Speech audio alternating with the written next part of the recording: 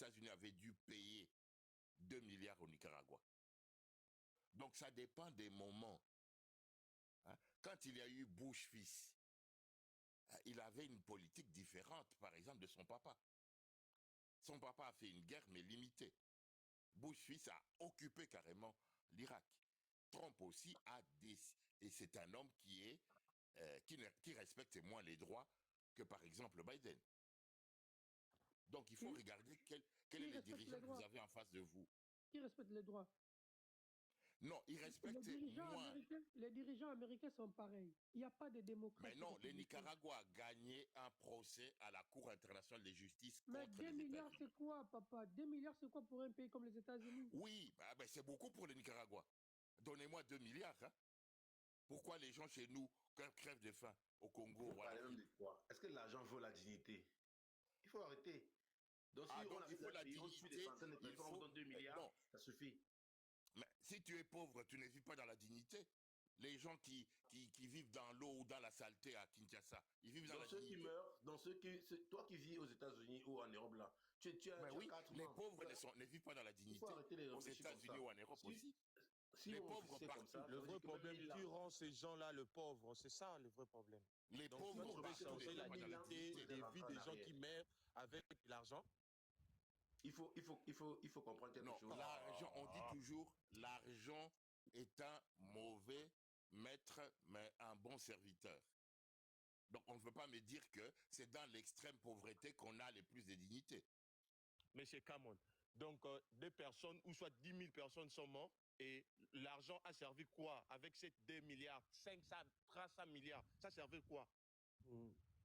Ça ne fait rien, mais ces gens aussi peuvent mourir sans qu'on ne donne rien. L'argent, puisque les gens continuent à mourir. Je ne comprends pas. On va passer la parole à notre personne. Je vais tourner les panels, s'il vous plaît. Trump est contre les droits, mais il n'y a personne qui respecte totalement les droits, notamment les puissants, au sein des pays comme au niveau international. Les pauvres, donc les niveaux d'éducation et les niveaux de richesse permettent au moins aux individus de se défendre mieux. Si le Venezuela avait une armée plus forte, où les gens étaient plus riches, il n'y aurait pas eu cette humiliation. Comment on peut venir prendre les présidents d'un pays comme ça? C'est parce ce pays est désorganisé et son armée est soit infiltrée ou les gens sont pauvres, ils ont accepté l'argent. C'est l'effet surprise, il faut dire les choses claires. Même si c'était au Burkina Faso ou en France, ils l'auront fait. Exactement. Et pourquoi ils ne le font pas partout? Mais parce que la réalité est claire. Mais ils le font partout. Les Américains, attendez, les Américains le font presque partout. Le 13 novembre, je crois, le 13 septembre 2003, ils ont fait ça à Saddam Hussein. Oui, tout à fait. Mais Saddam Hussein, on ne l'a pas capturé comme ça. C'est quelques années après. Venir capturer quand même quelqu'un comme ça, sans perdre même un seul soldat. Les Américains ont perdu beaucoup de soldats. Ils ont échoué au Vietnam, ils ont échoué en Afghanistan. Non, moi, donc, au Venezuela, il y a un problème. Il ne faut pas croire que c'est seulement les méchants américains. C'est qu'à l'intérieur, il y a des complices ou des gens mécontents. Il y a toujours des traîtres. Hein? Il y a toujours des traîtres. Sinon les soldats américains allaient mourir. On allait tirer sur eux. C'est quand même... On verra. Avec le temps, on saura peut-être davantage ce qui s'est réellement passé. Ok, très bien. Merci beaucoup. Hein. On va tourner la parole. Merci à Zaina Baba Zaina. On va tourner la parole. C'était le tour de Green. C'est toi, hein? Ok. Ce que je veux dire, c'est que je suis vraiment... L'image des États-Unis dans le monde va se détruire parce que ce que Donald Trump a montré au monde, c'est qu'il n'y a plus de démocratie. C'est la loi du plus fort. Parce que ce qu'il a fait au Venezuela, il peut le faire en France, il peut le faire avec Zelensky, il peut faire avec n'importe qui. Ça, c'est la réalité. Donc maintenant, vu qu'on sait que c'est la loi du plus fort, il faudrait seulement que les présidents de l'AES se préparent aussi à le tour. Hein. Parce que s'il a fait ça là-bas, il va chercher à le faire ailleurs. Hein. Ça, c'est sûr et certain. Maintenant, je pense que dans ce genre de situation, il faut que le Venezuela prenne ses responsabilités. Parce que, Nicolas Maduro, étant président, il bénéficie de l'immunité diplomatique. Voilà. Donc, si on le venait enlever un diplomate dans son propre pays, moi je me pose la question, est-ce qu'ils ont une armée là-bas? Il faut qu'ils prennent des décisions drastiques. Ils ont des moyens de pression. Ils peuvent aussi ordonner on arrête tous les diplomates tout simplement. C'est les moyens de pression. Puisque c'est les moyens de pression qu'on est en train de faire. C'est une honte pour le monde. On enlève un diplomate qui est président. C'est une insulte pour tous les Vénézuéliens déjà. Hein? Et ça, c'est inacceptable. Donc vraiment, je pense que avec ça, on a compris que la Russie, tout ce qu'ils font, ils ont peut-être raison. Peut-être. Qui sait? Parce que si on dit que la Russie, Poutine est en train d'envahir l'Ukraine, et que les États-Unis se lèvent le matin pour aller kidnapper un président, tu as expliqué ça comment? Donc aujourd'hui, tout le monde doit savoir que le monde, c'est la loi du plus fort, et quels qu'en soient les moyens de se défendre, tu l'utilises. C'est tout ce qu'il faut faire. Parce que si vous mettez le droit, maintenant il va être jugé par la juridiction américaine, alors qu'il est vénézuélien. Quel avocat va le défendre? Américain ou vénézuélien? On va prendre les avocats au Venezuela pour les défendre aux États-Unis. Ça veut dire quoi? On va l'enlever, le kidnapper et le condamner.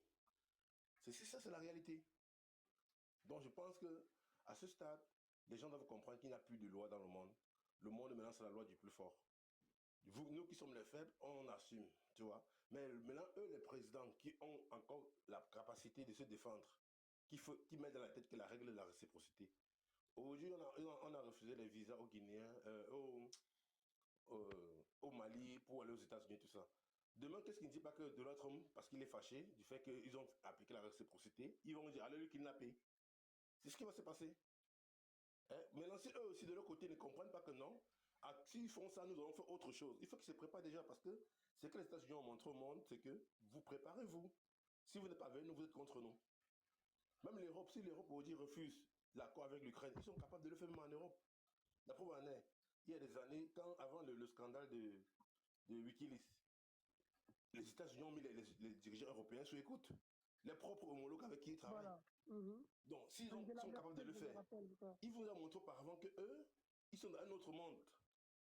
Donc, aujourd'hui, quand ils voient des gens se mettre et dire que non, pour justifier, Nico Madugos a fait ceci, a fait cela. La réalité, maintenant, la finalité, c'est quoi? Donald Trump a été clair hier. Il dit qu'ils vont administrer un pays. Donc, ils restent aux États-Unis, ils administrent des millions de personnes de l'autre côté. Sans élection, sans rien, et on va mettre qui on veut à la tête. Ça veut dire quoi? Ça veut dire que les Vénézuéliens sont pris en otage. C'est ça la réalité. Parce que même les généraux vénézuéliens, aujourd'hui, ils ont peur. S'ils disent que non, on est contre, ça va devenir qu'on va financer la main pour aller les tuer aussi, ou les enlever. Donc, soit les Vénézuéliens se rendent, considèrent qu'ils sont des otages des États-Unis, soit ils prennent la responsabilité. Soit ils prennent la responsabilité, ils disent, bon voilà. Parce que quand le frère parle de l'argent c'est quoi? C'est un chiffre. On a géré combien de milliards d'argent des Russes? Ce sont des chiffres. Demain, on peut te dire que tu as de l'argent aux États-Unis, les États-Unis se lèvent à 15, te disent que ton argent est géré. Tu vas te plaindre où? S'ils sortent 2 milliards, ils te donnent même 20 milliards. C'est un chiffre pour eux. Les mêmes 20 milliards, ils peuvent se lever et te dire que tu n'as plus droit. Tu fais quoi? Donc, dans le monde, il faut qu'on comprenne qu'aujourd'hui, les États-Unis, Donald Trump a montré à l'image du monde que les Américains ne pratiquent pas le droit international. Donc, tout le monde doit se préparer en conséquence. C'est ça la réalité. C'est ça, c'est un fait. Et tout le monde a vu. Mondial visuel. Et c'est plus grave parce que même la Chine, la Russie, les grandes puissances ont compris maintenant que là, on a affaire à des gens qui n'ont plus le droit. Voilà. On a compris que l'ONU même, c'est une mascarade. Parce que si l'ONU était vraiment l'ONU, il devrait avoir une réunion d'urgence, obliger les États-Unis de libérer, mais tout le monde a peur de parler. Merci. Et si tu imagines, si tout le monde a peur de parler, ça veut dire qu'on considère qu'il n'y a plus de droit. Le droit n'existe plus. C'est un papier qu'on a écrit, on lit. On peut te prendre à 15h, on te condamne. On te prend à 20h, on te libère. Est-ce que la CPI a parlé? Si c'était un président africain qui avait fait ça, aller retirer son opposant, mettre en prison, devait condamner. Mais si on parle à un président de la République lui-même, on ne condamne pas, ça veut dire quoi?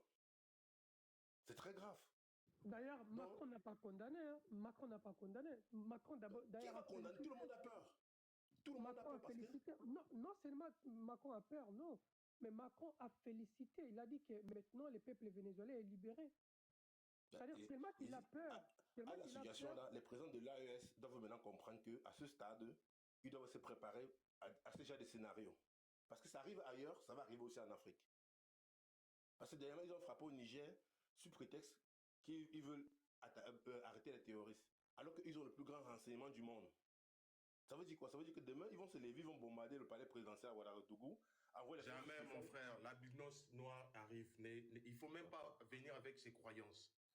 Ça va pas arriver avec Ibrahim Traoré. C'est une réalité qu'on est en train de vivre. C'est pas le film, c'est la réalité. S'ils ont fait au Venezuela, parce que le Niger refuse de donner l'uranium, ou bien le Venezuela, le Mali refuse de donner de l'or, ils vont le faire. C'est ça la réalité qu'on est en train de vivre.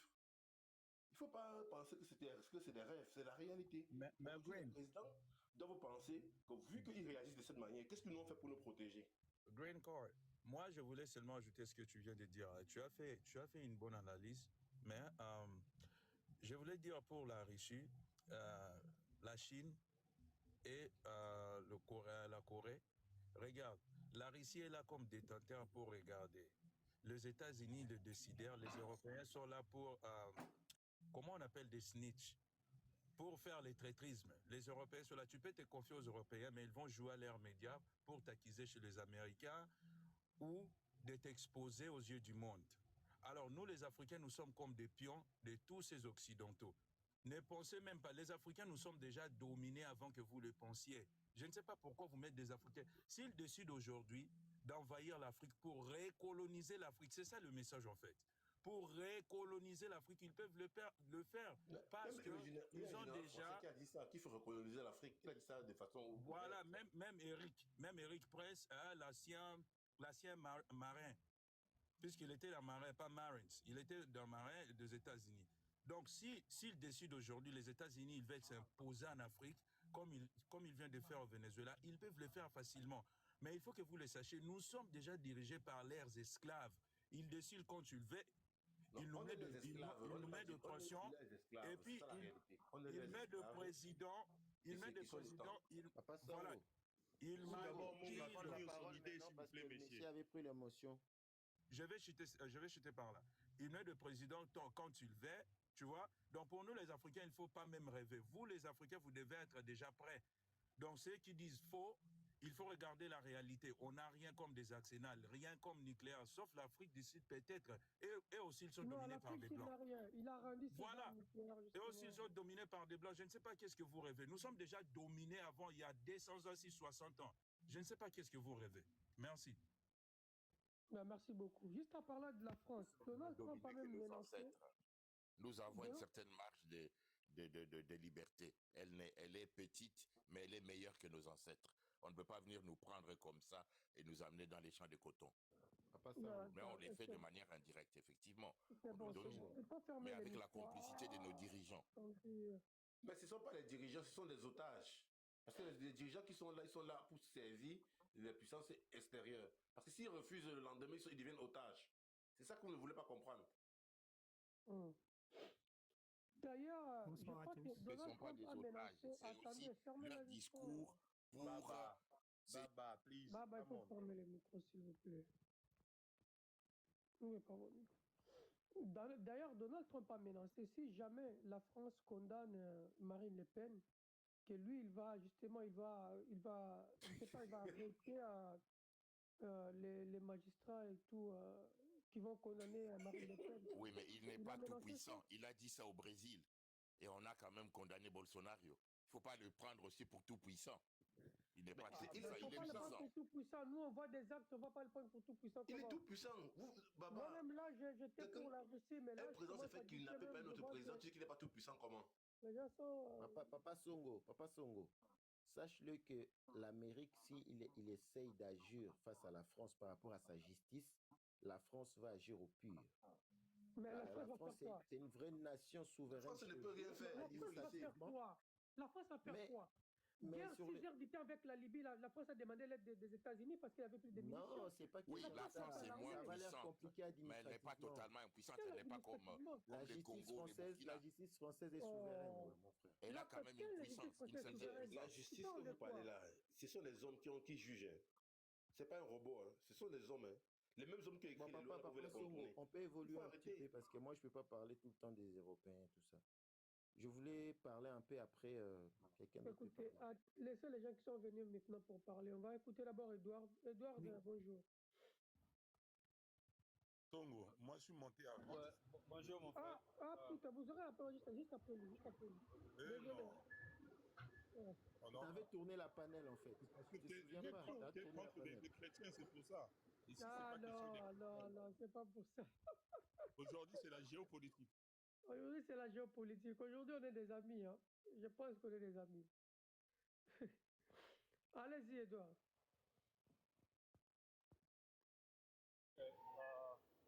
Merci pour la parole mon frère. Premièrement, je vais demander des excuses parce que j'ai pas un bon français parce que je ne suis pas né dans un pays. Il n'y a pas de problème, il n'y a pas de français ici. Hein. Ouais, je parle le Développez. portugais doucement. Ouais, la chose que je voulais dire, c'est ça. Mais sache que fais les efforts parce qu'il y a trop de bruit derrière toi. On n'arrive pas à t'écouter. Laisse-moi. Maintenant, je pense que ça. Maintenant, ça va? Ouais, maintenant ça va. Ouais. Ok. Je voulais dire seulement comme ça. Premièrement, on doit être vraiment sensible dans ce genre de cas parce que c'est un cas très sérieux. Très sérieux dans le cas de que l'Amérique ose envahir un pays pour prendre son chef d'État et faire ce qu'il veut. Ça, c'est une action que l'Amérique fait depuis longtemps déjà, ça fait longtemps. Parce que l'Amérique, c'est un pays qui est bâti sur le terrorisme, sur les vols.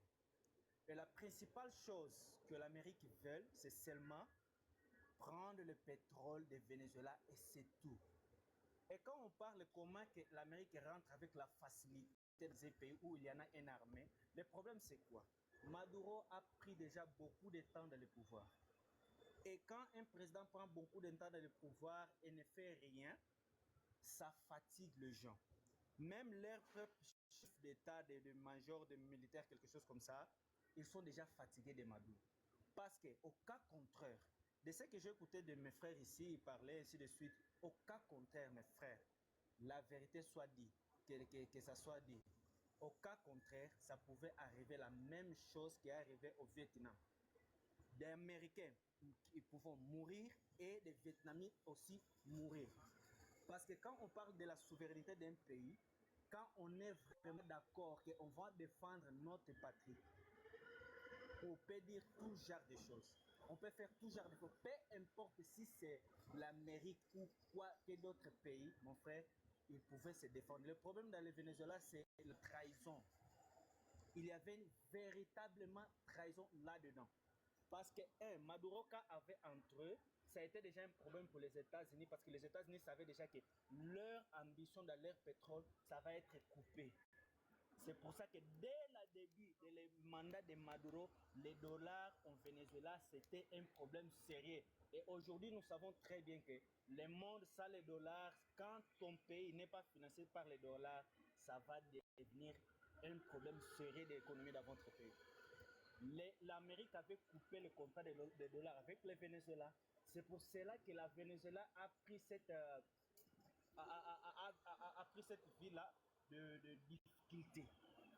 Des difficultés économiques dans le pays, des misères, des choses comme ça, parce que l'Amérique a fermé les portes. Et quand on parle des récits, des choses, des accords, Venezuela avec la Russie, il avait seulement l'accord militaire. Et quand on parle de l'accord militaire, on ne parle pas que c'est un accord mutuel. Au cas d'attaque, on va intervenir. Non, c'est différent. C'est très différent quand on fait un accord d'intervention mutuelle et un accord militarisé. C'est deux choses très différentes. C'est pour cela, moi aussi, j'étais un peu inquiet de dire, mais comment que la Russie n'avait pas intervenir? Mais quand je cherchais très bien, j'ai vu, donc les Venezuela avec la Russie, ils ont seulement les coopérations militaires, mais non la coopération mutuelle au cas d'attaque. Parce que la Russie avec la Chine, ils sont des États qui respectent quand même leurs accords. Ce n'est pas comme les États-Unis et les Européens là. Ils sont déjà qu'aujourd'hui on peut assigner quelque chose et demain on va faire une autre chose encore. Donc, les choses qui est là-bas, c'est une crime de guerre. Non, ce n'est pas un crime de guerre, mais c'est une invasion terroriste, comme toujours l'Amérique fait. Alors, pour nous les Africains, ça doit nous regarder aussi. Ça doit nous regarder en quelle façon. La façon que quand un peuple est uni, peu importe. Mon frère, le tour de Babel a été détruit par Dieu parce que Dieu savait que les hommes sont unis. Mais pourquoi Donc, il ne détruit pas Burj Khalifa? Attendez d'abord, pourquoi il ne détruit pas Burj Khalifa? Le tour de Babel mesurait 100 mètres, 110 mètres. Burj Khalifa mesure 801 mètres. Pourquoi il ne détruit pas aussi? Ce sont des exemples cohérents quand même. Non, le problème, ce sont les intentions. C'est ça le problème, en fait. On parle de les intentions. Tu vois? C'est les intentions. Alors, je disais que quand un peuple... S'il vous plaît, l'unité que tu parles, c'est en quoi? Dans quelle unité? Tu parles de quoi? De quelle unité? Je parle l'unité dans les pensées de souveraineté. Parce que le Venezuela, quand on regarde comme ça, on voit que leur peuple, ils sont même en joie. Parce que leur président est capturé et amené au Washington. Mais le peuple est en train d'oublier que leur président, il défendait seulement que leur territoire. Et quand ton peuple n'est pas avec toi, tu Faux, peux papa. être le Papa genre... Edouard, c'est faux ce que vous êtes en train de dire là. Il ne faut pas couper la parole les uns temps, c'est pas bon. Si vous voulez... Ok. Comme je disais, que leur peuple est même content de voir leur président être levé par les États-Unis. Ça démontre quoi? Ça démontre que ton peuple n'est pas avec toi. Ça nous regarde, nous les Africains, d'être véritablement unis. Parce que mon frère, on peut dire... J'ai écouté beaucoup de déploiements ici, principalement de mon frère Monga Mboula. Ouais, il disait que ce qu'ils vont faire, ils peuvent faire tout ailleurs. Non, on ne peut pas dire ça. Parce que les Américains, ils sont des hommes comme nous. Oui, bien sûr, que nous n'avons pas dans l'Afrique, là-bas en Afrique, on n'a pas la même capacité de l'armée et des choses comme ça. Nous savons très bien ça. Mais envahir un pays et rentrer faire ce qu'il veut et faire la même chose en Afrique. En Afrique, on est déjà habitué à ça. Mais on ne peut pas voir ce genre de discours. Oh, nous sommes des esclaves, nous sommes soumis. Parce que c'est ça qui affaiblit le panafricanisme. Quand nous sommes des Africains, quand nous sommes dans un continent, parce que l'Afrique a subi déjà beaucoup de choses, a subi beaucoup de choses jusqu'à un certain niveau que nous sommes déjà dégoûtés de tout. Nous avons déjà expérimenté tout. Donc il n'y a rien de nouveau pour nous là-bas. Donc ça veut dire que ça nous concerne aussi dans les façons qu'on doit regarder réellement nos affaires à nous. Alors, au cas contraire, par exemple, nos chefs d'État, ils sont déjà emprisonnés à ce genre de gens. C'est ces gens-là que nous, la population, devons combattre premièrement, avant de combattre les véritables cas. Parce que les Américains ne sont pas les plus nombreux dans le monde. Les Américains n'ont pas même la meilleure technologie dans le monde, c'est la Chine qui en a. Tu vois? Même au cas de guerre, les Américains n'ont pas combattu une seule guerre. Les seules guerres que les Américains ont combattues, c'est les guerres qu'ils prient dans des pays des autres. Mais c'est eux qui font la